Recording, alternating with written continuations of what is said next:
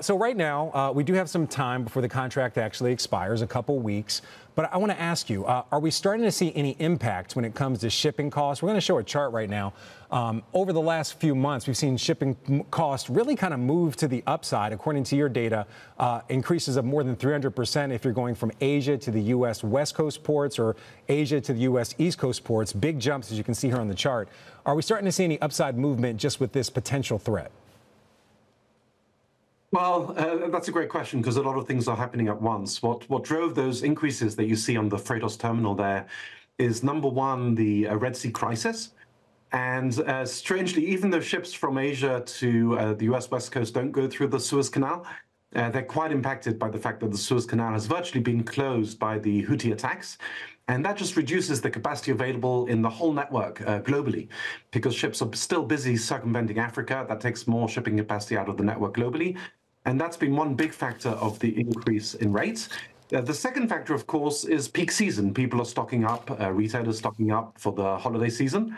And the peak season started relatively early this year. People were worried about disruptions in the Red Sea. They didn't yet know about the strike, but retailers have, from our data, have been stocking up relatively early. And that's good news. So if there is a strike in October, it will be very disruptive. But it probably won't massively impact the holiday season because retailers have been stocking up early.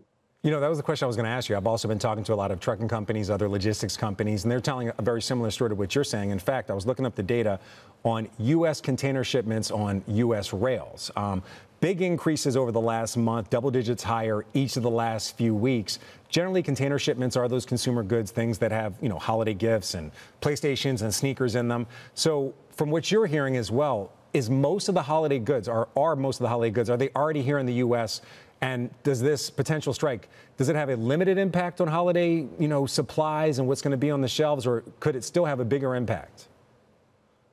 Well, look, there'll still be some impact for sure. I mean, 90% of goods in the US are imported, and more than 40% of those come in through the East Coast and the Gulf of Mexico, which will be impacted by the strike. So there'll always be some impact. But as you said, I do think that a good majority of the goods for the holiday season have been imported already or will arrive still in September.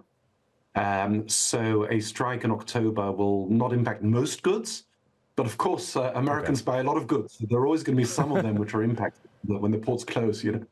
Obviously, consumer spending is a big thing. I also want to talk to you just about the broader impact on the supply chain and also a lot of different industries. I mean, you've seen these kind of things unfold in the past. How could this impact other areas like manufacturing, production of chemicals, et cetera, if we see either a disruption or a strike?